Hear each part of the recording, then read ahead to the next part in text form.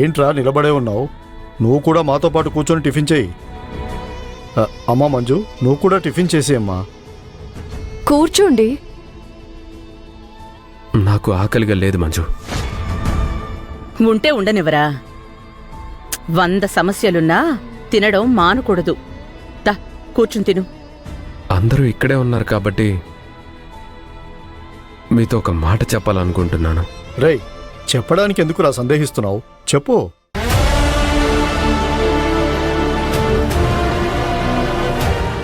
అమ్మో అమ్మో అమ్మో అమ్మో, నేనుండగానే నా కొడుకుని నీ వైపు తిప్పేసుకుని వాణ్ణి పిచ్చోణ్ణి చేసేశావు.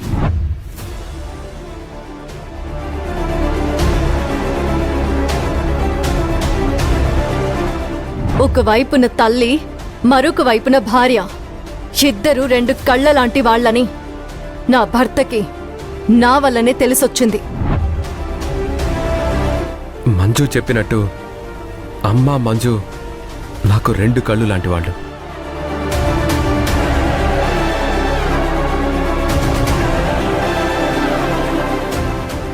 అధిష్టానం యూత్ ప్రెసిడెంట్ని నాకు ఇచ్చేలా చేసింది మినిస్టర్ అన్న.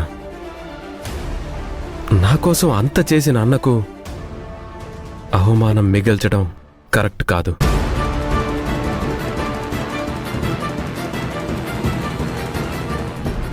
ఇప్పుడు యూత్ ప్రెసిడెంట్గా నేను ఉండను అంటే వేరే క్యాండిడేట్ని రికమెండ్ చేశానని అన్న అబద్ధం చెప్పాల్సి వస్తుంది.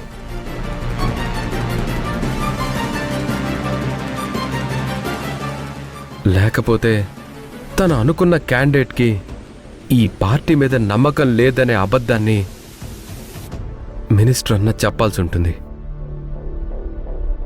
అయితే ఇప్పుడు ఏం చేయాలనుకుంటున్నావురా సత్య?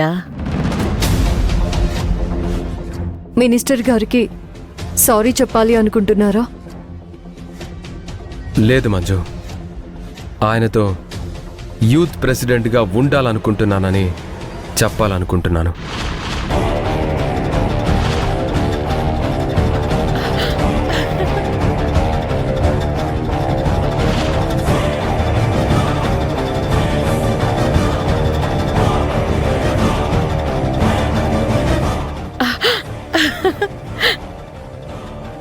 సరైన నిర్ణయం తీసుకున్నావురా.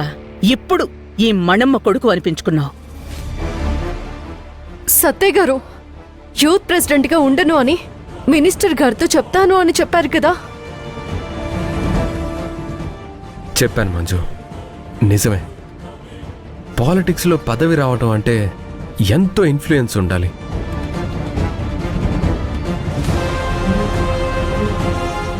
నా కోసం అన్న అడిగితే అధిష్టానం యూత్ ప్రెసిడెంట్గా నన్ను సెలెక్ట్ చేసింది. ఈ ఎలక్షన్స్ టైంలో నేను యూత్ ప్రెసిడెంట్గా ఉండను అంటే అది కరెక్ట్ నిర్ణయం కాదు. నేను పార్టీకి తీవ్ర నష్టం చేసినవుతాను. రేపు పార్టీ ఓడిపోతే దానికి కారణం అందరూ నన్నే అంటారు.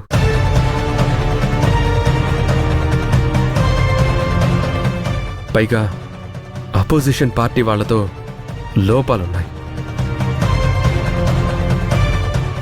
నాకిష్టం లేదు. అందుకే పార్టీ వాళ్ళిచ్చే యూత్ ప్రెసిడెన్సీని నేను అంగీకరిస్తున్నాను.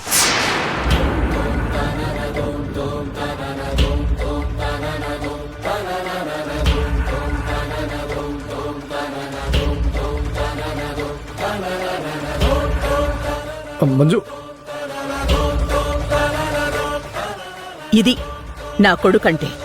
ఈ ఒక్క మాటతో నువ్వు నా ఆయుష్ని పెంచినట్టయింది.